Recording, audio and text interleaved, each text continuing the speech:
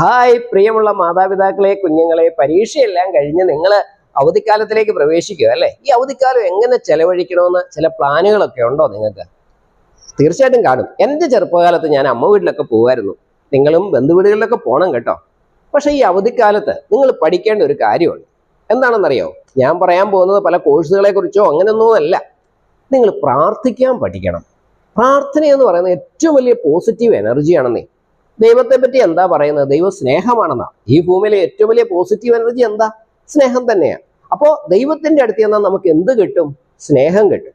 അതുകൊണ്ട് ദൈവവുമായിട്ടുള്ള ഒരു ബന്ധത്തിന്റെ പേരാണെന്ത്? പ്രാർത്ഥന.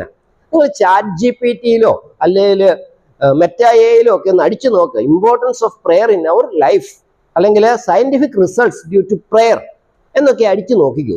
അപ്പോൾ അതിന്റെ പ്രാധാന്യം നിങ്ങൾക്ക് പിടികിട്ടും. അത് കഴിഞ്ഞ് എങ്ങനെയാണ് സയന്റിഫിക് ആയിട്ടുള്ള രീതിയിൽ പ്രാർത്ഥിക്കേണ്ടത് എന്നും കൂടെ നിങ്ങളൊന്ന് അടിച്ചു കൊടുക്കുക. അപ്പം നിങ്ങൾക്കത് കിട്ടും. വെറുതെ പ്രാർത്ഥിച്ചാൽ പോരാ, സയന്റിഫിക് ആയിട്ട് നമ്മൾ പ്രാർത്ഥിക്കണം.